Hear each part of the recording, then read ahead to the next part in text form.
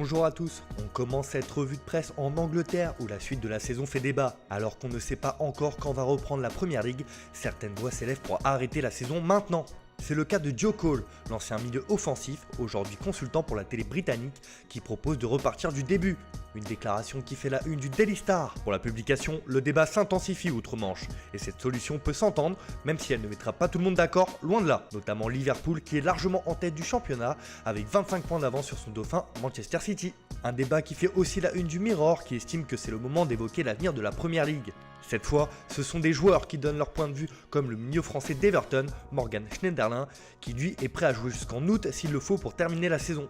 Et les acteurs ont forcément un avis différent. Pour Joe Cole, c'est d'ailleurs la seule solution possible à la crise que traverse le football en ce moment. On part en Espagne où c'est une belle initiative prise par les joueurs du FC Barcelone. En effet, le journal AS nous apprend que les Blaugrana ont accepté de baisser leur salaire pendant ce repos forcé dû à la crise du coronavirus. Josep Maria Bartomeu, le président barcelonais, milite d'ailleurs pour que cette mesure s'applique un peu partout en Europe. Comme il n'y a pas de football, les clubs perdent de l'argent. Et un effort des joueurs est le bienvenu dans cette période compliquée. Alors que le Barça veut recruter à tour de bras l'été prochain, il n'y a pas de petites économies. On reste chez nos voisins espagnols, où Marc-André Ter Stegen fait la une du quotidien sport. Depuis plusieurs mois, le Barça cherche à prolonger le gardien allemand, mais un accord entre les deux parties tarde à venir. Forcément, cela inquiète la direction barcelonaise qui ne veut pas perdre son gardien alors que le Bayern Munich s'intéresse de près à sa situation. Les Blaugrana lui proposent tout de même un salaire de 6,5 millions d'euros par an pour le persuader de prolonger l'aventure en Catalogne. Le journal Pro Barça s'intéresse aussi à la situation de deux Français dont l'avenir semble totalement à l'opposé. Ainsi, on apprend que Clément Lenglet pourrait voir venir une prolongation de contrat alors qu'aucun risque ne sera pris pour Ousmane Dembélé. Si une offre acceptable arrive sur la table des dirigeants, il ne sera pas retenu. De son côté, Mundo Deportivo estime que Philippe Coutinho intéresse la Premier League. Prêté au Bayern Munich cette saison, le Brésilien voit Liverpool, son ancien club, Arsenal ou encore Manchester United prendre des renseignements sur sa situation.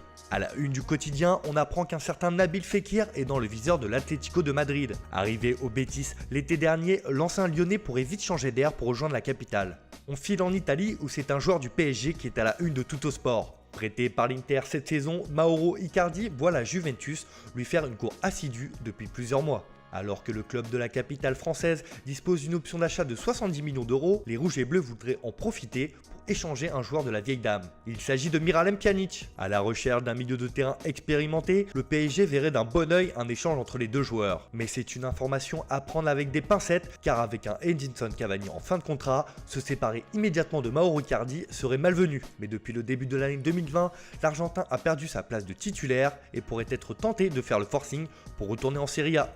On termine ce tour de la presse sportive en Turquie où c'est un Français qui fait la une de Photomatch. La publication nous apprend que Fatih Terim, l'entraîneur de Galatasaray, s'intéresse de très près à Adil Aouchiche.